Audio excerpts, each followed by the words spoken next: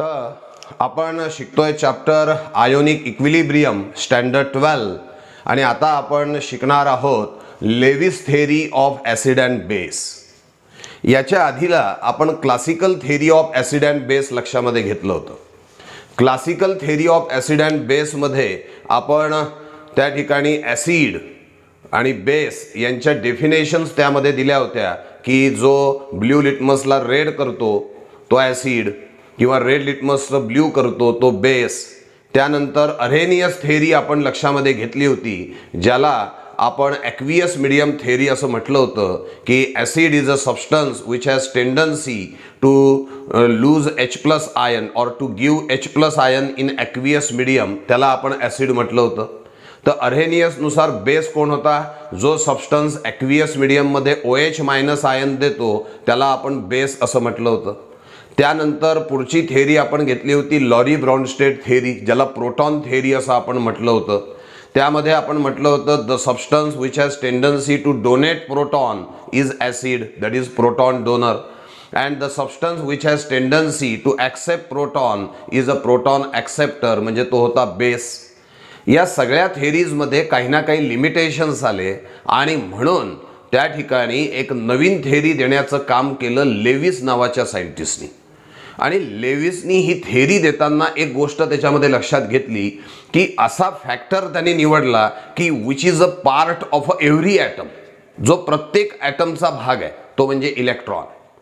त्या इलेक्ट्रॉनवर आधारित एक थेरी असली म्हणजे ती सर्वसमावेशक थेरी असेल, सगळ्यांचं ॲसिडिक आणि बेसिक नेचर ती एक्सप्लेन करेल, असा विचार लेविसच्या मनात आला आणि म्हणून लेविसनी एक थेरी आपल्याला दिली, Lewis theory of acid and base. त्याला इलेक्ट्रॉन पेअर थेरी असं देखील म्हटलं जातं। म्हणजे इलेक्ट्रॉनच्या अनुषंगाने लेविसनी ही थेरी दिलेली आहे। मग आता काय आहे ही theory? According to Lewis, what is acid? Acid is a electron pair acceptor. Acid म्हणजे असा सबस्टन्स जो इलेक्ट्रॉन पेअरला काय करतो? ॲक्सेप्ट करतो। Base is a electron pair donor. Base म्हणजे असा सबस्टन्स आहे जो इलेक्ट्रॉन पेअरला देतो। साध्या भाषेत जो इलेक्ट्रॉन पेअर घेतो तो ॲसिड, जो इलेक्ट्रॉन पेअर देतो तो बेस। आणि न्यूट्रलायझेशन म्हणजे काय? तर it is a transfer of electron pair from base to acid. कारण बेस इलेक्ट्रॉन पेअर देणार आहे, ॲसिड इलेक्ट्रॉन पेअर घेणार आहे। मग बेसकडून ॲसिडकडे जी इलेक्ट्रॉन पेअर ट्रान्सफर होते या प्रोसेसला लेविसनी म्हटलं न्यूट्रलायझेशन। म्हणजे लेविस थेरी मी 3 शब्दात मांडली। जो इलेक्ट्रॉन पेअर घेतो तो ॲसिड, जो इलेक्ट्रॉन पेअर देतो तो बेस, आणि बेसकडून ॲसिडकडे इलेक्ट्रॉन पेअर जाण्याची जी प्रोसेस आहे ते म्हणजे न्यूट्रलायझेशन। तेच आपण या ठिकाणी दिलंय बघा। What is acid? Acid is a substance which can accept a lone pair of electron. जो लोन पेअर ऑफ इलेक्ट्रॉनला काय करतो? ॲक्सेप्ट। बेस विषयी काय दिलंय? It is a substance which can donate a lone pair of electron. जो electron pair donate करतो तो बेस। आणि न्यूट्रलायझेशन म्हणजे काय म्हटलंय? तर it is the process of transfer of lone pair of electron from base to acid. Transfer of lone pair of electron from base to acid, that is called as neutralization. मी तिन्ही definition जे आहेत या अर्धवट सध्या बोललेलो आहे। आता पूर्ण आपण लक्षात घेऊ, पण पूर्ण डेफिनेशन लक्षात घेण्यासाठी पहिले कोऑर्डिनेट बॉन्ड ही कन्सेप्ट आपल्याला लक्षात घेणं आवश्यक आहे। काय आहे कोऑर्डिनेट बॉन्डची कन्सेप्ट? लक्ष द्या। Coordinate bond is also called as dative bond. Coordinate बॉन्डलाच काय म्हटलं जातं? डेटिव्ह बॉन्ड असं म्हटलं जातं। Now what is coordinate bond? It is a type of a covalent bond in which shared electron pair is contributed by one of the atom only. हा असा chemical bond आहे ज्यामध्ये शेअरिंग ऑफ इलेक्ट्रॉन होत आहे, पण equal sharing of electron होत नाही आहे। शेअरिंग ऑफ इलेक्ट्रॉन जे आहेत they are contributed by one of the atom only. उदाहरणार्थ लक्ष द्या, या ठिकाणी H+ आणि NH3 मध्ये आपण रिॲक्शन करतोय। NH3 मधल्या नायट्रोजनवरती लोन पेअर असते। आता H+ आणि NH3 या दोघांमध्ये जेव्हा रिॲक्शन होते तेव्हा काय होतं? H+ आणि नायट्रोजन यामध्ये एक बॉन्ड तयार होतो, एक केमिकल बॉन्ड तयार होतो। पण हा बॉन्ड तयार होताना ही जी इलेक्ट्रॉन पेअर आहे, ही इलेक्ट्रॉन पेअर मधले दोन्ही इलेक्ट्रॉन कोणी दिलेले आहेत? नायट्रोजननी दिले आहे. हायड्रोजन यामध्ये इलेक्ट्रॉनची भागीदारी करत नाही. तुम्ही 9वी 10वी मध्ये कोव्हॅलंट बॉन्ड शिकलेले आहात, शिकलात ना तुम्ही? तर कोव्हॅलंट बॉन्ड म्हणजे काय असतं? तर it is the chemical bond in which there is a equal sharing of electron between two atom. म्हणजे समजा क्लोरीन मॉलिक्यूल घेतला आपण, तर क्लोरीन आणि क्लोरीन यांच्यामध्ये कोव्हॅलंट बॉन्ड असतो, तेव्हा दोन्हीही क्लोरीन ॲटमनी एक एक इलेक्ट्रॉनचं इक्वल शेअरिंग केलेलं असतं. तुम्ही आयोनिक बॉन्ड सुद्धा शिकलेले आहात. NaCl सोडियम क्लोराईड मध्ये आयोनिक बॉन्ड आहे. त्या ठिकाणी काय होतं? सोडियम इलेक्ट्रॉन देऊन टाकतो कोणाला? क्लोरीनला. ते दोन वेगळे बॉन्ड आहेत. हा तिसऱ्या प्रकारचा बॉन्ड मी तुमच्या समोर मांडतोय आणि तो जो बॉन्ड आहे तो आहे कोऑर्डिनेट बॉन्ड. आता कोऑर्डिनेट बॉन्ड म्हणजे काय? तर त्याची डेफिनेशन लक्ष द्या. It is a type of a chemical bond in which shared electron pair is contributed by one of the atom only. ज्यामध्ये तो बॉन्ड तयार होण्यासाठी जे दोन इलेक्ट्रॉन लागतात ते दोन्हीच्या दोन्ही इलेक्ट्रॉन एकाच ॲटमने दिलेले असतात. या ठिकाणी हायड्रोजन आणि नायट्रोजन मध्ये बॉन्ड तयार होतोय. तो बॉन्ड तयार होण्यासाठी जे दोन इलेक्ट्रॉन लागणार आहे ते दोन्हीच्या दोन्ही इलेक्ट्रॉन नायट्रोजनच देणार आहे आणि मग यांच्यामध्ये हा बॉन्ड तयार झाल्याचं दिसतं. बरं, हा बॉन्ड सुद्धा आपण नेहमीप्रमाणे दाखवत नाही, म्हणजे सरळ सरळ दाखवत नाही. जनरली काय असतं, जेव्हा आपण बॉन्ड दाखवतो तेव्हा बॉन्ड म्हणजे फक्त आडवी रेष आपण काढत असतो. इथे आडवी रेष नाही काढत फक्त. तर या ठिकाणी काय केलं जातं, ती जी आपण जो बॉन्ड आहे त्याला या पद्धतीने दिलं जातं. असा का बरं काढला बॉन्ड? याच्यावरनं हे लक्षात येतं की हा कोऑर्डिनेट बॉन्ड आहे. आणि त्याचबरोबर ही पण गोष्ट लक्षामध्ये येते की इलेक्ट्रॉन पेअर ही नायट्रोजननी दिलेली आहे आणि कोणासोबत शेअर केलेली आहे? तर हायड्रोजन सोबत शेअर केलेली आहे. याला म्हटलं जातं कोऑर्डिनेट बॉन्ड, ज्याला म्हटलं जातं डेटिव्ह बॉन्ड. याची डेफिनेशन काय सांगितली? It is a type of a chemical bond in which shared electron pair is contributed by one of the atom only. आणि म्हणून आता आपण ॲसिडची पूर्ण डेफिनेशन लक्षात घेऊ. What is acid? Acid is a substance which can accept a lone pair of electron in the form of coordinate bond. Thus, acid is a electron pair acceptor. Acid कोण आहे? तर इलेक्ट्रॉन पेअर ॲक्सेप्टर आहे. या ठिकाणी H+ आणि NH3 या दोघांमध्ये H+ या इलेक्ट्रॉन पेअरला ॲक्सेप्ट करतो, म्हणजे H+ कोण असला पाहिजे? Acid. NH3 electron pair donate करतो, म्हणजे NH3 कोण असला पाहिजे? बेस. आणि it is the process of transfer of electron pair from base to acid in the form of coordinate bond. This is called as neutralisation. या तीन definitions एकदा व्यवस्थित डोक्यात घ्या. What is acid? Acid is a substance which has tendency to accept a lone pair of electron in the form of coordinate bond. Thus, acid is a electron pair acceptor. Base विषयी काय? Base is a substance which has tendency to donate a lone pair of electron in the form of coordinate bond. Thus, base is a electron pair donor. What is neutralization? It is the process of transfer of a lone pair of electron from base to acid in the form of coordinate bond. This is called as neutralization. अशा तऱ्हेने आपण तीन शब्द सांगितले. एक, acid म्हणजे electron pair acceptor, base म्हणजे electron pair donor आणि न्यूट्रलायझेशन म्हणजे transfer of electron pair from base to acid in the form of coordinate bond. या ठिकाणी तुम्हाला कोऑर्डिनेट बॉन्ड विषयी थोडं डिटेलमध्ये मी सांगणार आहे. लक्ष द्या, ही रिॲक्शन तुमच्या समोर मला मांडायची आहे. आपण घेतला H+, हा जो H+ आहे हा दाखवला. दुसरा घेतला आपण NH3, नायट्रोजन हा 3 हायड्रोजन सोबत हे कोव्हॅलंट बॉन्ड आहे आणि नायट्रोजन वरती लोन पेअर ऑफ इलेक्ट्रॉन असते. आता काय होतं लक्ष द्या, या ठिकाणी या H+ कडे इलेक्ट्रॉनच नसतो. हायड्रो H प्लस म्हणजे प्रोटॉन, मागच्या थेरीत आपण बघितलं होतं, त्याच्याकडे इलेक्ट्रॉन नाही आहे. मग आता तो या नायट्रोजन सोबत बॉन्ड कसा तयार करेल? तर काय होतं बघा, हा जो नायट्रोजन आहे हे दोन्हीच्या दोन्ही इलेक्ट्रॉन या H प्लस सोबत शेअर करतो. बघा या ठिकाणी दाखवतोय, हे नायट्रोजनने शेअर केले या पद्धतीने. बघा हे 3 बॉन्ड मी असे दाखवलेत. का बरं? कारण इथे इक्वल शेअरिंग ऑफ इलेक्ट्रॉन झालेला आहे. पण या बॉन्डला या पद्धतीने का दाखवलं? कारण हा जो बॉन्ड आहे हा बॉन्ड आहे coordinate bond. Coordinate bond. Coordinate बॉन्डला दुसरं नाव आहे डेटिव्ह बॉन्ड. आणि डेटिव्ह बॉन्डची डेफिनेशन काय आहे? It is a type of a chemical bond. Type of a chemical bond in which shared electron pair is contributed by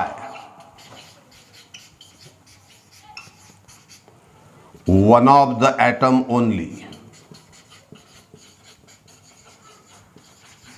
ही आहे कोऑर्डिनेट बॉन्डची डेफिनेशन. काय झालं? या दोघांमध्ये बॉन्ड तयार झाला, पण दोघांनी एक एक इलेक्ट्रॉन दिला का? नाही. यांनी एकही दिला नाही, दोन्हीच्या दोन्ही यांनीच दिलेले आहे. आणि म्हणून आपण काय म्हटलं? It is a type of a chemical bond in which shared electron pair is contributed by one of the atom only. This is called as coordinate bond. आणि हा मिळाला तुम्हाला NH4+. यामध्ये NH3नी इलेक्ट्रॉन पेअर डोनेट केलेला आहे, म्हणजे हा झाला तुमचा लेविस बेस. आणि H+नी इलेक्ट्रॉन पेअर ॲक्सेप्ट केलेली आहे, म्हणजे H+ आयन झाला तुमचा लेविस ॲसिड. आणि हा झाला NH4+ आयन. या NH4+ आयनमध्ये एकूण 4 बॉन्ड आहेत. त्या 4 बॉन्डपैकी हे 3 कोव्हॅलंट बॉन्ड आहे, जे इक्वल शेअरिंग ऑफ इलेक्ट्रॉननी झाले आहे. आणि हा कोऑर्डिनेट बॉन्ड आहे. या बॉन्डचा ॲरो हायड्रोजनकडे आहे, नायट्रोजनकडून हायड्रोजनकडे. याचा अर्थ काय? की इलेक्ट्रॉन पेअर दिली कोणी? नायट्रोजननी. कोणासोबत शेअर केलेली आहे? हायड्रोजन सोबत. त्यामुळे कोऑर्डिनेट बॉन्ड नेहमी या पद्धतीने दाखवतात. असा काढायचा नाही. असा काढला कोऑर्डिनेट बॉन्ड तर समजणार नाही तुम्हाला की इलेक्ट्रॉन पेअर कोणी कोणासोबत शेअर केलेली आहे. तर दिस इज लेविस ॲसिड, हा लेविस बेस. आणि ही जी प्रोसेस आहे transfer of electron pair from base to acid, त्याला आपण म्हटलं होतं न्यूट्रलायझेशन. अजून एक एक्झाम्पल या ठिकाणी दिसतंय, ते सुद्धा मी इथे काढतो. काय एक्झाम्पल आहे बघा, तिथे घेतलेला आहे BF3. BF3ची रिॲक्शन आहे NH3 सोबत. बोरॉन ट्रायफ्लोराइड BF3, त्याला लिहिताना मुद्दामून असं लिहितोय मी. त्याची रिॲक्शन आहे NH3 म्हणजे अमोनिया सोबत. आता काय होईल? नायट्रोजन आणि बोरॉन यांच्यामध्ये बॉन्ड तयार होणार आहे. इलेक्ट्रॉन पेअर ही या NH3 कडून BF3 कडे जाणार आहे, म्हणजे हा आहे बेस जो इलेक्ट्रॉन पेअर डोनेट करतो. आणि जो इलेक्ट्रॉन पेअर ॲक्सेप्ट करतो तो आहे ॲसिड. आणि transfer of electron pair from base to acid याला म्हणणार आपण न्यूट्रलायझेशन. तुम्हाला कोण मिळेल? तर BF3NH3 कॉम्प्लेक्स तुम्हाला मिळेल. काय नाव आहे याचं? BF3NH3 complex. या ठिकाणी नायट्रोजननी बोरॉनला इलेक्ट्रॉन पेअर डोनेट केलेली आहे, म्हणून NH3 झाला बेस आणि BF3 कोण झालेला आहे? ॲसिड. अजून एक एक्झाम्पल आपण खाली दिलेलं आहे, ते पण इथे डिस्कस करतो. त्यामध्ये काय केलंय? H+ आणि H2O या दोघांमधली रिॲक्शन दिली आहे. बघा, हा घेतला आपण H+ आणि हा घेतला H2O. मुद्दामून असा लिहिलाय बघा. ऑक्सिजन वरती 2 लोन पेअर असतात. हा ऑक्सिजन काय करतो? या H+ आयनला एक इलेक्ट्रॉन पेअर डोनेट करतो. वाटलंच तर याला मी या पद्धतीने काढतो. हा H2O. हे जे ऑक्सिजनचे हायड्रोजन सोबतचे जे 2 बॉन्ड आहेत ना, हे कोव्हॅलंट बॉन्ड आहे. हे कोणते बॉन्ड आहे? Covalent bond. कोव्हॅलंट बॉन्डचा अर्थ काय? The chemical bond which is form by equal sharing of electron between 2 atom. Equal शेअरिंगनी तयार झालेले जे बॉन्ड आहे त्याला आपण कोव्हॅलंट बॉन्ड म्हणतो. पण आता तिसरा बॉन्ड आपण लक्षात घेतोय. इथे ऑक्सिजन इलेक्ट्रॉन पेअर डोनेट करणार आहे H+ ला, म्हणून असा दाखवला मी बघा. O. हे 2 हायड्रोजन आपले नेहमीचे, एक लोन पेअर जैसे थे राहिली आहे आणि याच्यावरती येतो पॉझिटिव्ह चार्ज. हा आहे H3O+. याला म्हटलं जातं हायड्रोनियम आयन. हायड्रोनियम आयन, बरोबर आहे. म्हणजे या ठिकाणी वॉटर जो इलेक्ट्रॉन पेअर डोनेट करतोय तो झाला बेस. H प्लस जो इलेक्ट्रॉन पेअर ॲक्सेप्ट करतोय तो झाला ॲसिड, आणि ही जी प्रोसेस आहे, the process which involve the transfer of lone pair of electron from base to acid, त्याला म्हटलं जातं न्यूट्रलायझेशन. 3 एक्झाम्पल मी तिन्हीच्या तिन्ही तुम्हाला एक्सप्लेन केले. या तिन्ही एक्झाम्पल मध्ये एक गोष्ट लक्षात ठेवा, हा NH3, हा NH3, हा H2O हे इलेक्ट्रॉन पेअर डोनेट करतात, म्हणून कोण आहे बेस, म्हणजे इलेक्ट्रॉन पेअर डोनर म्हणजे base. H plus BF3H plus हे त्या इलेक्ट्रॉन पेअरला ॲक्सेप्ट करतात, म्हणजे ते आहे ॲसिड. ॲसिड म्हणजे इलेक्ट्रॉन पेअर ॲक्सेप्टर. आणि the process of transfer of electron pair from base to acid in the form of coordinate bond, it is called as neutralisation reaction according to Lewis. अशा लेविसच्या 3 concept आपण इथे दिलेले आहेत. लेविसच्या थेरीचं वैशिष्ट्य काय झालं बघा, लेविसनी NH3चं बेसिक नेचर स्पष्ट केलं. त्याचबरोबर सगळ्यात महत्त्वाची गोष्ट जी अर्हेनियसला करता आली नाही, अर्हेनियसनी BF3, AlCl3, FeCl3 यांचा ॲसिडिक नेचर सांगितलं नाही. ना अर्हेनियसने सांगितलं, ना लॉरी ब्रॉन्स्टेड थेरीने सांगितलं. आठवा, अर्हेनियसचे लिमिटेशन आठवा. नॉन प्रोटॉन कंपाऊंडचं ॲसिडिक नेचर अर्हेनियसला सांगता आलं नाही. नॉन प्रोटॉन कंपाऊंडचं ॲसिडिक नेचर लॉरी ब्रॉन्स्टेडला सुद्धा सांगता आलं नाही. पण नॉन प्रोटॉन कंपाऊंडचं ॲसिडिक नेचर हे लेविस थेरीनी एक्सप्लेन केलेलं आहे. म्हणजे Lewis able to explain BF3 as a acid, जे अर्हेनियसला पण जमलं नाही आणि लॉरी ब्रॉन्स्टेडला पण जमलं नाही. इथे एक MCQ सापडतो बघा, BF3 is acid according to, आणि मग ABCD ऑप्शन्स असतात. Classical theory of acid and base, Arrhenius theory, Lowry Bronsted theory, Lewis theory. या 4 थेरीपैकी कोणत्या थेरीनी BF3ला ॲसिड म्हणून एक्सप्लेन केलेला आहे? तर कोणी एक्सप्लेन केला ॲसिड म्हणून? तर या ठिकाणी BF3ला ॲसिड म्हणून एक्सप्लेन केलेला आहे लेविस थेरीनी. Lewis theory able to explain the BF3 as a acid. This is the advantage of Lewis theory, की जे अर्हेनियसला आणि लॉरी ब्रॉन्स्टेडला जमलं नाही ते स्पष्ट करण्याचं काम कोणी करून दाखवलेलं आहे? लेविसनी. एकदा शेवटचे 3 शब्द बोलतो आणि पुढे जातो. 1, electron pair acceptor is acid. 2, electron pair donor is base. 3, transfer of electron pair from base to acid in the form of coordinate bond that is called as neutralization reaction. अशा 3 कन्सेप्ट आपण इथे दिल्या आहे. आणि खाली आपण याचा आता मी ॲडव्हान्टेज सांगितलं की Lewis theory able to explain the acidic nature.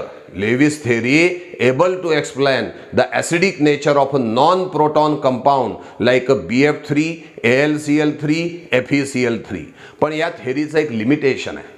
He theory ॲसिडला स्ट्रॉंग ॲसिड किंवा वीक ॲसिड किंवा स्ट्रॉंग बेस आणि वीक बेस म्हणून एक्सप्लेन करू शकत नाही, जे अर्हेनियसनी केलं होतं. Arrhenius theory able to explain which acid is strong acid, weak acid, strong base, weak base, हे अर्हेनियसला सांगता आलं होतं. Arrhenius theory able to explain the strength of acid and base. पण या थेरीचं एक लिमिटेशन आहे जे आपण बॉटमला दिलेलं आहे बघा. This theory fails to explain the relative strength of acid and base. कोणत्या ॲसिडला स्ट्रॉंग ॲसिड म्हणायचं, कोणाला वीक ॲसिड म्हणायचं, किंवा कोणाला स्ट्रॉंग बेस म्हणायचं, कोणाला वीक बेस म्हणायचं, हे व्यवस्थितरित्या लेविस थेरी एक्सप्लेन करू शकत नाही, because it is not depend upon ionization. Arrhenius theory ही आयोनायझेशन बेस थेरी आहे. That's why Arrhenius theory able to explain the strength of acid and base, but Lewis theory unable to explain the strength of acid and base because it is not related with ionization concept. हा या थेरीचा drawback सुद्धा आहे. म्हणजे एक advantage सांगितलं तुम्हाला आणि एक ड्रॉबॅक सांगितला. ॲडव्हान्टेज काय? तर लेविस थेरीनी BF3, AlCl3, FeCl3 सारख्या नॉन प्रोटॉन कंपाऊंडचं ॲसिडिक नेचर स्पष्ट केलं आहे. आणि ड्रॉबॅक काय आहे थेरीचा? ही theory strength of acid and base स्पष्ट करू शकत नाही, because it is not based on ionization. This is the drawback of the Lewis theory. आता एक मुद्दा लक्षात घ्या, जर का बोर्डाच्या परीक्षेकरता तुम्हाला प्रश्न आला डिफाईन लेविस ॲसिड, तर जी आता मी डेफिनेशन सांगितली होती ती लिहायची. लेविस बेस आता जे सांगितलं होतं ते लिहायचं आहे. म्हणजे एवढा जो टॉपिक आपण सध्या शिकलेलो आहोत हा बोर्ड रिलेटेड आहे. आता मी जी कन्सेप्ट तुम्हाला सांगणार आहे ती MCQ बेस कन्सेप्ट आहे. लेविसनी ॲक्च्युअली लेविस ॲसिडची एकच डेफिनेशन दिलेली नाही, त्यांनी ॲक्च्युअली ABCDEFG एवढ्या ॲसिडच्या डेफिनेशन दिल्या. म्हणजे 1 2 3 4 5 6 7 डेफिनेशन लेविसनी ॲसिडच्या दिल्या.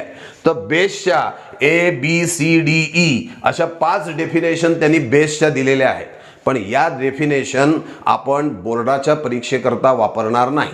बोर्डाच्या परीक्षेकरता आता मी जी सुरुवातीची डेफिनेशन सांगितली, what is acid? It is the substance which has tendency to accept a lone pair of electron in the form of coordinate bond. हा झाला ॲसिड. बस अशी डेफिनेशन लिहिणार. बेसची काय लिहिणार? It is the substance which has tendency to donate a lone pair of electron in the form of coordinate bond. Base. न्यूट्रलायझेशनची काय definition सांगितली? It is the process of transfer of electron pair from base to acid in the form of coordinate bond. हे झालं बोर्डाच्या एक्झाममध्ये mark मिळवण्याच्या definitions. आता MCQ सोडवण्याच्या डेफिनेशन्स एक एक करत तुम्हाला एक्सप्लेन मी करून दाखवणार आहे. त्याच्याकरता हा जो भाग आहे हा मला जरा रिकामा लागेल. मी बोर्ड पुसतो पहिले आणि मग आपण 1 बाय 1 या सगळ्या डेफिनेशन्स ज्या आहेत त्या डेफिनेशन्स आपण लक्षामध्ये घेणार आहोत.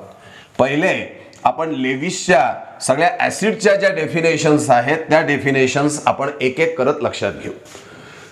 लेविसनी जी पहिली ए डेफिनेशन जी दिली आहे ती आता मी ऑलरेडी तुम्हाला सांगितली आहे की electron pair acceptor is called as acid. त्यामुळे त्याच्यावर काय आता डिस्कस करत नाही. दुसरा दिलेला आहे बी, सिंपल कॅटायन ॲसिड विषयी. पहिला कोणता सांगितला आपण? Electron pair acceptor. Already discuss झालेला आहे. ठीक आहे ना. दुसरी जी डेफिनेशन आहे ती आहे सिंपल कॅटायन आणि या कॅटायनलाच इलेक्ट्रोफाईल असं म्हटलं जातं. तर simple cation is also called as Lewis acid. लेविसनी त्याला सुद्धा ॲसिड म्हटलेलं आहे. सिंपल कॅटायन म्हणजे काय? तर positive ions that is called as cation. मग H+ है ना, नंतर काय देणार? Na+, Mg2+, Al3+, Fe3+. हे जे सगळे कॅटायन आहे या सगळ्या कॅटायनला लेविसनी काय म्हणून संबोधलेलं आहे? तर ॲसिड म्हणून संबोधलंय. का बरं? कारण यांच्यावर पॉझिटिव्ह चार्ज आहे, म्हणजे इलेक्ट्रॉनची कमतरता यांच्याकडे, म्हणजे हे इलेक्ट्रॉन ॲक्सेप्ट करू शकतात आणि इलेक्ट्रॉन ॲक्सेप्ट करू शकतात म्हणजे त्यांना काय म्हटलं त्यांनी? ॲसिड. मग भलेही ते 1 इलेक्ट्रॉन ॲक्सेप्ट करो का 2 करो का 3 करो, दॅट डझंट मॅटर. ठीक आहे की नाही. इलेक्ट्रॉन पेअर ॲक्सेप्टरच असला पाहिजे असं काही नाही आहे. इथे आता लेविस त्याची डेफिनेशन थोडी फ्लेक्झिबल करतोय की जो इलेक्ट्रॉन ॲक्सेप्ट करेल त्याला काय म्हणून टाकायचं? ॲसिड म्हणायचं. अशी दुसरी डेफिनेशन लेविसनी दिलेली आहे. आणि इथे दिलं आपण cation that is इलेक्ट्रोफाईल that is positive ion, यांना सुद्धा लेविसनी ॲसिड म्हटलेलं आहे. तिसरा त्यांनी दिला असे मॉलिक्यूल. बघा काय म्हटलंय? Molecule with a atom having incomplete octet. काय कन्सेप्ट आहे लक्षात घ्या. Molecule with a atom having incomplete octet. मी तुम्हाला समजावून सांगतो. उदाहरण दिलं BeF2. चला BeF2चं उदाहरण तुमच्या समोर मी मांडतो. बेरिलियम. आत्ताच तुम्ही ॲटॉमिक नंबर आणि इलेक्ट्रॉनिक कॉन्फिगरेशन शिकलेले आहात. तर बेरिलियमचा ॲटॉमिक नंबर आहे 4. इलेक्ट्रॉनिक कॉन्फिगरेशन आहे 2 म्हणजे त्याच्या आउटरमोस्ट ऑर्बिटमध्ये 2 इलेक्ट्रॉन्स आहे. Fluorine atomic number is 9. Electronic configuration आहे 2 दुसरा सुद्धा फ्लोरीन ॲटॉमिक नंबर 9 2 आता काय होतं? BeF2 कसा तयार होतो? तर बेरिलियमच्या आउटरमोस्ट ऑर्बिटमध्ये किती इलेक्ट्रॉन्स आहेत? 2 आहेत. हा एक बेरिलियमचा इलेक्ट्रॉन, हा दुसरा. आउटरमोस्ट ऑर्बिटमधले इलेक्ट्रॉन्स मी काढले. तर क्लोरीनच्या आउटरमोस्ट ऑर्बिटमध्ये किती इलेक्ट्रॉन्स आहेत? 7. ते 7 इलेक्ट्रॉन्स आपण या ठिकाणी दाखवू. हा एक इलेक्ट्रॉन, 2 3 4 5 6 7. इकडे क्लोरीनचे 7 इलेक्ट्रॉन, 3 4 5 6 7. आता काय होतं? बेरिलियम आणि हा क्लोरीन एक इलेक्ट्रॉन शेअर करतो. इकडे सुद्धा बेरिलियम आणि क्लोरीन एक इलेक्ट्रॉन शेअर करतो. त्यामुळे काय होतं? बेरिलियमच्या आउटरमोस्ट ऑर्बिटमध्ये किती इलेक्ट्रॉन झाले बघा? 1 2 3 4. बेरिलियमच्या आउटरमोस्ट ऑर्बिटमध्ये फक्त 4च इलेक्ट्रॉन आहे. हा, क्लोरीनच्या आउटर मोस्ट ऑर्बिट मध्ये 8 इलेक्ट्रॉन आहे, या क्लोरीनच्या आउटर मोस्ट ऑर्बिट मध्ये सुद्धा 8 इलेक्ट्रॉन आहे, पण बेरिलियमच्या आउटर मोस्ट ऑर्बिट मध्ये फक्त 4च इलेक्ट्रॉन आहे. आता या क्लोरीनचं ऑक्टेट पूर्ण झालं म्हणजे हा स्टेबल झाला, या क्लोरीनचं ऑक्टेट पूर्ण झालं म्हणजे हा पण स्टेबल झाला, पण बेरिलियमच्या आउटर मोस्ट ऑर्बिट मध्ये फक्त 4च इलेक्ट्रॉन आहे आणि तरी सुद्धा तो स्टेबल आहे. बरं लक्षात घ्या, म्हणजे BeF2 is a stable compound although only BeF2 घेतला आपण, इथे मी क्लोरीन दाखवला, इथे फ्लोरीन करू आपण, बरोबर. तर BeF2 is a stable compound although only fluorine completes their octet, not the beryllium. Beryllium actually त्याचं ऑक्टेट पूर्ण करत नाही आणि तरी सुद्धा तो सरप्राइजली स्टेबल आहे, हे लक्षात असू द्या. म्हणजे BeF2 हा स्टेबल कंपाऊंड आहे आणि हा जो BeF2 आहे त्यातल्या बेरिलियमच्या आउटर मोस्ट ऑर्बिट मध्ये किती इलेक्ट्रॉन्स आहे? फक्त 4.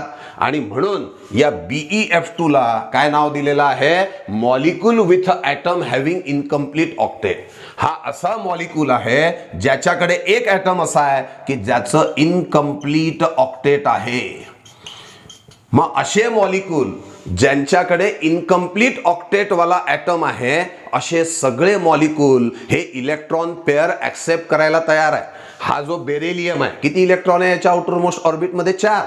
हा इलेक्ट्रॉन पेअर ऍक्सेप्ट करायला तयार आहे आणि हा इलेक्ट्रॉन पेअर ऍक्सेप्ट करायला तयार आहे म्हणजेच हा काय म्हणून काम करेल? तर लेविस ऍसिड म्हणून काम करेल. तसंच BF3 मध्ये सुद्धा आहे. डायरेक्ट दाखवतो मी BF3 आता. हा boron atomic number 5, electronic configuration 2 3. बोरॉनच्या आउटर मोस्ट ऑर्बिट मध्ये 3 इलेक्ट्रॉन आहे आणि फ्लोरीनच्या आउटर मोस्ट ऑर्बिट मध्ये किती असतात? 7. हे फ्लोरीन काढला मी, हे त्याचे 7 इलेक्ट्रॉन. दुसरा फ्लोरीन काढला, हे त्याचे 7 इलेक्ट्रॉन, बरोबर, हे 7 इलेक्ट्रॉन. हा तिसरा फ्लोरीन काढला, हे त्याचे 7 इलेक्ट्रॉन आपण या ठिकाणी दाखवतो आहोत. आता काय होतं? फ्लोरीन तर त्याचा ऑक्टेट पूर्ण करतो एक इलेक्ट्रॉन शेअर करून, हे झालं फ्लोरीनचं ऑक्टेट पूर्ण. पण मला सांगा या बोरॉनचं काय झालं? हा जो बोरॉन आहे याच्या आउटर मोस्ट ऑर्बिट मध्ये फक्त किती इलेक्ट्रॉन आहे? 6. म्हणजेच तो सुद्धा काय आहे? इनकम्प्लीट ऑक्टेट आहे. हे जे उदाहरणं दिलेत ना, हे सगळे तुम्ही काढून बघा लागलं तर यांचं डॉट स्ट्रक्चर 10वीत होतं तुम्हाला. डॉट स्ट्रक्चर BeF2 याच्या आउटर मोस्ट ऑर्बिट मध्ये 4 इलेक्ट्रॉन आहे, याच्या आउटर मोस्ट ऑर्बिट मध्ये 6 आहे, याच्याकडे सुद्धा 6 आहे, याच्याकडे सुद्धा 6 इलेक्ट्रॉन्स आहे. म्हणजे पहा, हे सगळे atom beryllium, boron, aluminium, Fe हे असे ॲटम्स आहे की ज्यांच्याकडे इनकम्प्लीट ऑक्टेट आहे. मग असे molecule with atom having incomplete octet, they are ready to accept the electron pair. हे इलेक्ट्रॉन पेअर ऍक्सेप्ट करायला तयार आहे. मग जर का ते इलेक्ट्रॉन पेअर ऍक्सेप्ट करायला तयार आहे, याचा अर्थ ते कोण असले पाहिजे? ऍसिड. 3 डेफिनेशन झाल्या. पहिली डेफिनेशन काय दिली आहे? जो इलेक्ट्रॉन पेअर ऍक्सेप्टर आहे, ऑलरेडी सांगितलंय. दुसरी डेफिनेशन काय आहे? जे कॅटायन्स आहे, all cation, all positive ion, ते ऍसिड आहे. तिसरी डेफिनेशन काय सांगितली? असे मॉलिक्यूल ज्यांच्याकडे ॲटम विथ इनकम्प्लीट ऑक्टेट आहे, molecule with atom having incomplete octet, they are ready to accept the electron pair and that's why they acts as a Lewis acid. ही झाली तिसरी डेफिनेशन. आता चौथी डेफिनेशन लक्ष द्या. 4th definition. चौथ्या definition कडे आपल्याला जायचं आहे. काय दिली आहे बघा चौथी definition? Molecule with a central atom having vacant d orbital. असे मॉलिक्यूल ज्यांच्या सेंट्रल ॲटमकडे व्हॅकंट डी ऑर्बिटल असेल, म्हणजे डी ऑर्बिटल मध्ये इलेक्ट्रॉन नसतील आणि त्यामुळे may acquire more than 8 electrons in the outermost orbit, आणि त्यामुळे व्हॅकंट डी ऑर्बिटल असल्यामुळे ते आपल्याकडे अजून जास्त इलेक्ट्रॉन सामावून घ्यायला तयार आहे. उदाहरण दिलंय PF5 SiCl4. ऐका, हा जो PF5 आहे, PF5, ठीक आहे, फ्लोरीन सोबत 5 बॉन्ड त्यांनी तयार केलेले आहेत. 1 2 3 4 5. हा जो फॉस्फरस आहे, या फॉस्फरसचं ॲटॉमिक नंबर आहे 15. इलेक्ट्रॉनिक कॉन्फिगरेशन आहे 285. हा K शेल, हा L शेल, हा M शेल. आठवा, आत्ताच तुम्ही शिकलात हे एम शेल मध्ये जर का आपण बघितलं तर कोणकोणते सबशेल असतात, SPD, हे 5 इलेक्ट्रॉन पैकी 2 असतात एस मध्ये आणि 3 असतात पी मध्ये. या डी मध्ये एकही इलेक्ट्रॉन नाही. म्हणजे काय आहे, फॉस्फरसचं डी ऑर्बिटल हे व्हॅकंट आहे, हे रिकाम आहे.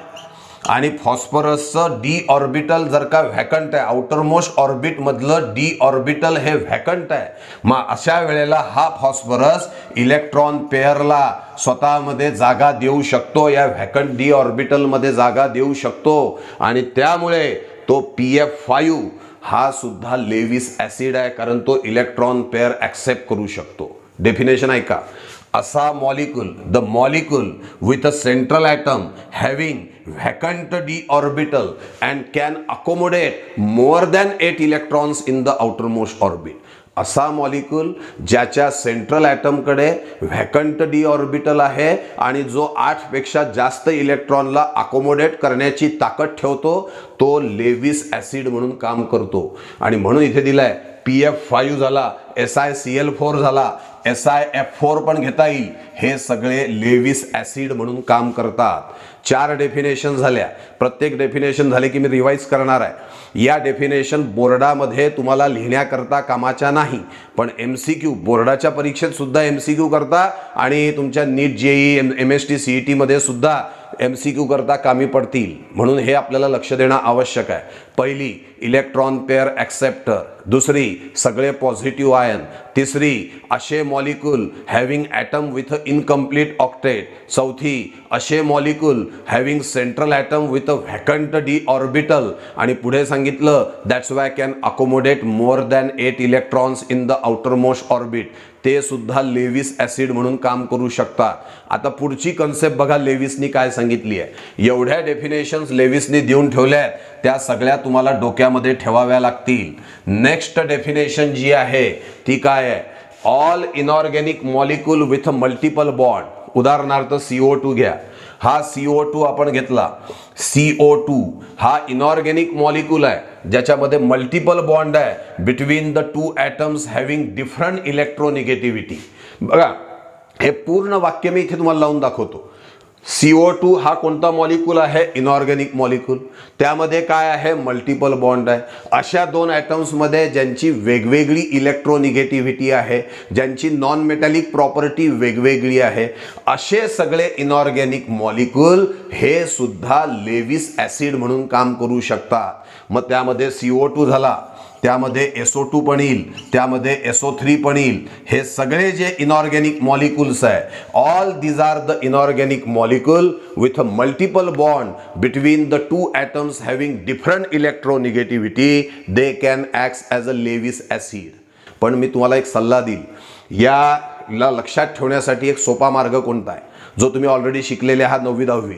Oxides of non metals are acidic in nature. आठवा कन्सेप्ट ही, नॉन मेटलचे जे ऑक्साइड्स असतात ना, ते ॲसिडिक इन नेचर असतात. उदाहरणार्थ, oxides of non metal CO2 याला वॉटरमध्ये टाका. वॉटरमध्ये टाकल्यावरती हा H2CO3 देतो, म्हणजे कार्बोनिक ॲसिड देतो. मग जो ऑक्साइड वॉटरमध्ये ॲसिड देतो तो झाला ॲसिडिक ऑक्साइड, म्हणजे CO2 हा ॲसिडिक नेचरचा आहे. तसंच SO2 ला पण पाण्यात टाका, तुम्हाला H2SO3 सल्फ्युरस ॲसिड मिळेल. SO3 ला पाण्यात टाका, तुम्हाला H2SO4 म्हणजे सल्फ्युरिक ॲसिड मिळेल. म्हणजे लक्षात घेण्याचा सोपा मार्ग काय, त्यांनी असं म्हटलं तुम्हाला समजा की हा एखादा ऑक्साइड ॲसिड आहे का, काय करायचं, रिॲक्शन लिहून बघायची. त्या ऑक्साईडला पाण्यात टाका. पाण्यात टाकल्यावर तुम्हाला ॲसिड जर का मिळत असेल, है ना, आता प्रॅक्टिकली तर करायला मिळणार नाही, थेरॉटिकलीच विचार करणं आहे तुम्हाला. CO2 घेतला, त्याला पाण्यात टाकलं, CO2 प्लस H2O काय मिळाला होता, H2CO3 म्हणजे ॲसिड मिळाला. म्हणजे CO2 हा ॲसिडिक नेचरचा आहे. जो ऑक्साइड वॉटरमध्ये टाकल्यावर ॲसिड देतो, तो ऑक्साइड ॲसिडिक नेचरचा असतो, अशी जुनी कन्सेप्ट आहे. लेविसनी त्याला मुलामा देऊन वेगळे शब्द टाकलेले आहे. लेविसनी वेगळ्या शब्दामध्ये सांगितलं होती, ही डेफिनेशन आधीचीच आहे की असे ऑक्साईड जे पाण्यात टाकल्यावर ऍसिड देतात त्यांना ऍसिडिक ऑक्साईड म्हणा, म्हणजे ते ऍसिडिक नेचरचे असतात. ही डेफिनेशन लेविसच्या आधीपासून आहे. परंतु लेविसनी त्याला वेगळा मुलामा दिला. लेविसनी त्याला काय सांगितलं, असे inorganic molecule with a multiple bond between the two atoms of different electronegativity can show acidic nature. किती डेफिनेशन झाल्या? ABCDE 5 डेफिनेशन मांडल्या. परत रिवाइज करतो. इलेक्ट्रॉन पेअर ॲक्सेप्टर, सगळे पॉझिटिव्ह आयन. तिसरं सांगितलं molecule with a atom having incomplete octet. चौथं सांगितलं molecule with a central atom having vacant d orbital and can accommodate more than 8 electrons in the outer most orbit. पुढे सांगितलं inorganic molecule with a multiple bond between the two atoms of different electronegativity. आणि लक्षात ठेवण्यासाठी सोपा मार्ग मी तुम्हाला सांगितला की oxides of non metal they are acidic in nature. पुढली अजून डेफिनेशन आहे लेविसची, इंटरेस्टिंग आहे बघा. काय म्हटलंय त्यांनी? Element with electron sextet. काय शब्द वापरला? एलिमेंट विथ इलेक्ट्रॉन सेक्स्टेट म्हणजे ज्यांच्या आउटर मोस्ट ऑर्बिटमध्ये 6 इलेक्ट्रॉन्स आहे ते सगळे ऍसिड आहे. उदाहरणार्थ ऑक्सिजन फॅमिली घ्या, पिरियडिक टेबल आठवा, OSCTPO. हे सगळ्यांच्या आउटर मोस्ट ऑर्बिटमध्ये किती इलेक्ट्रॉन्स आहे?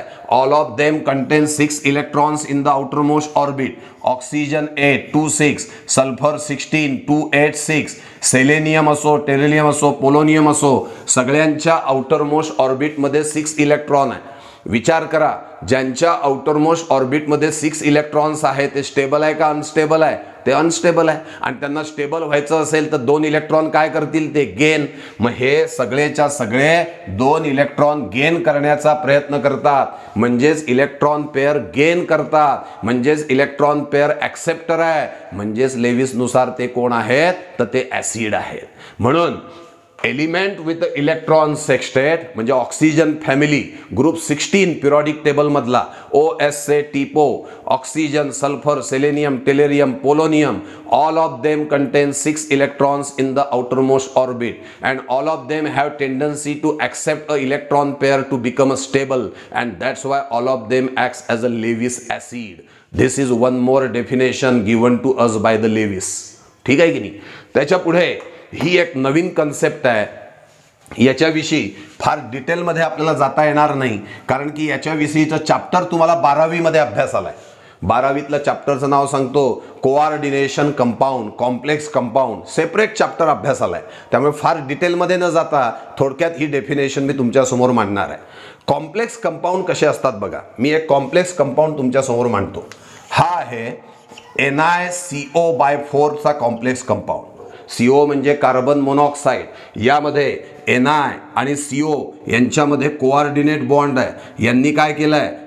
इथे COनी कार्बन मोनॉक्साईडनी इलेक्ट्रॉन पेअर डोनेट केलेले आहे. मग इलेक्ट्रॉन पेअर डोनर म्हणजे लेविस बेस, आणि हा जो सेंट्रल मेटल ॲटम आहे त्यांनी इलेक्ट्रॉन पेअरला ॲक्सेप्ट केलाय, म्हणजे तो कोण आहे? लेविस ॲसिड आहे. तर इथे काय दिलं आपण? Central metal atom in a complex is acid. NiCO4 मध्ये हा Na जो आहे, जो सेंट्रल मेटल ॲटम आहे, जो इलेक्ट्रॉन पेअर ॲक्सेप्ट करतोय, तो कोण आहे? लेविस ॲसिड आहे. त्याच वेळेला बेस मधली एक डेफिनेशन सांगून देतो. या कॉम्प्लेक्स कंपाऊंड मध्ये जे इलेक्ट्रॉन पेअर डोनेट करतात त्यांना नाव आहे लिगॅंड्स. बघा, या मधल्या ॲटमला नाव काय आहे? Central metal atom. आणि हे जे बाजूला असणारे जे आहेत त्यांना काय म्हटलं जातं? लिगॅंड. लिगॅंड असतात इलेक्ट्रॉन पेअर डोनर, आणि जे इलेक्ट्रॉन पेअर डोनर असतात त्यांना आपण काय म्हणत असतो? Lewis base. ABCDEFGH एवढ्या G इथपर्यंत ॲसिडच्या डेफिनेशन्स मी तुमच्या समोर मांडलेल्या आहे. सगळ्यात पहिली डेफिनेशन इलेक्ट्रॉन पेअर ॲक्सेप्टर.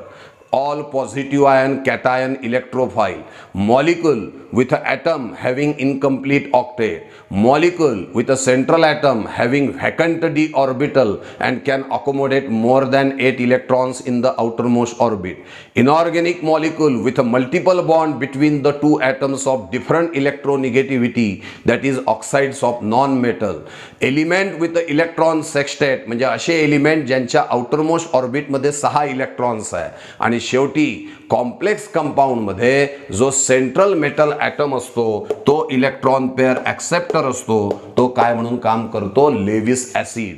तर त्याच कॉम्प्लेक्स कंपाऊंड मध्ये जे सभोवतालचे ॲटम्स असतात, जे इलेक्ट्रॉन पेअर डोनर असतात, ते असतात लेविस बेस आणि कोऑर्डिनेशन केमिस्ट्रीमध्ये त्यांना म्हटलं जातं ligands. What they are called as ligands. ठीक आहे की नाही. तर all this is about the Lewis acids. आता आपल्याला लेविस बेस ही कन्सेप्ट लक्षामध्ये घ्यायची आहे. आता बेसिक नेचरकडे आपण जाणार आहे. काय आहे बेसिक नेचरची कन्सेप्ट ते आपण डोक्यामध्ये घेऊ. पहिली डेफिनेशन ऑलरेडी शिकलोय. इलेक्ट्रॉन पेअर डोनर, जे इलेक्ट्रॉन पेअरला डोनेट करतात त्यांना आपण काय म्हणत असतो, they are called as Lewis base. Simple anion, सगळे निगेटिव्ह वाले जे आहेत, आता बेस विषयी बोलतोय आपण. बेस पहिली डेफिनेशन काय होती, इलेक्ट्रॉन पेअर डोनर, यांना आपण बेस म्हणणार.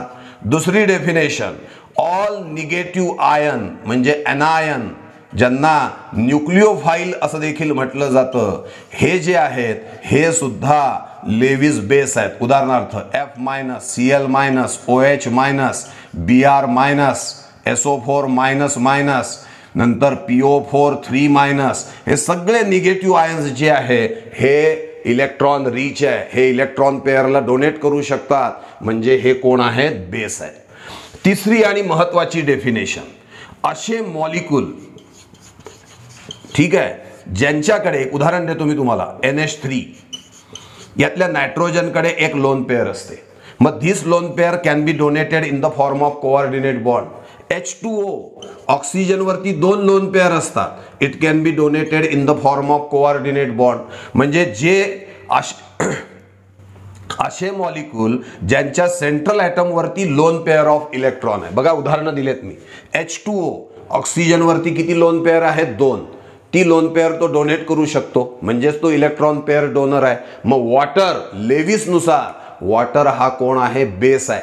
याच्यावर MCQ तयार होतो बघा. क्लासिकल थेअरीनुसार वॉटर न्यूट्रल आहे. लेविस थेअरीनुसार, सॉरी, अरेनियस थेअरीनुसार सुद्धा वॉटर न्यूट्रल आहे. कारण अरेनियस थेअरीनुसार जेवढे H+ देतो तेवढे OH- देतो, तो न्यूट्रल झाला. लॉरी ब्रॉन्स्टेड थेअरीचा जर का आपण विचार केला तर वॉटर हा एम्पोथेरिक आहे. बघा काय इंटरेस्टिंग गोष्ट आहे. क्लासिकल थेअरी सांगते वॉटर न्यूट्रल आहे, नंतर अरेनियस थेअरी सांगते वॉटर न्यूट्रल आहे. लॉरी ब्रॉन्स्टेड थेअरी सांगते वॉटर एम्पोथेरिक आहे. कालच्या लास्ट पिरियडमध्ये आपण बघितलं water as a amphoteric nature, Lowry ब्रॉन्स्टेडनी सांगितलं. आणि आता लेविस काय सांगतोय, तर वॉटर हा बेस आहे. मग MCQ तयार नाही होत की water acts as a base according to classical theory, Arrhenius theory, Lowry Bronsted theory, Lewis theory. Water base आहे कोणत्या थेअरीनुसार, लेविसनुसार. प्रश्न बदलतो, water as a amphoteric substance कोणती थेअरी सांगते, Lowry Bronsted theory. Water as a neutral 2 theory सांगतात, classical theory पण आणि अरेनियस थेअरी पण. म्हणजे वॉटर हा न्यूट्रल म्हणून पण काम करतो, एम्पोथेरिक म्हणून पण काम करू शकतो, बेसिक म्हणून पण काम करू शकतो. पण एक गोष्ट लक्ष द्या, इन जनरल कोणी कोणत्याही थेअरीचा उल्लेख न करता जर का आपल्याला विचारलं की वॉटर कोण आहे, तर वॉटर हा न्यूट्रल आहे, त्याचा pH 7 आहे आणि त्यामुळे वॉटरला इन जनरल काय म्हणणार, neutral. In general water is neutral. Classical theory, Arrhenius theory water neutral. Lowry Bronsted theory water amphoteric. Lewis theory water as a base. का बरं, कारण वॉटरमध्ये ऑक्सिजन वरती लोन पेअर आहे. PH3 phosphine gas, highly poisonous gas आहे, war gas आहे, deadly poisonous gas आहे हा.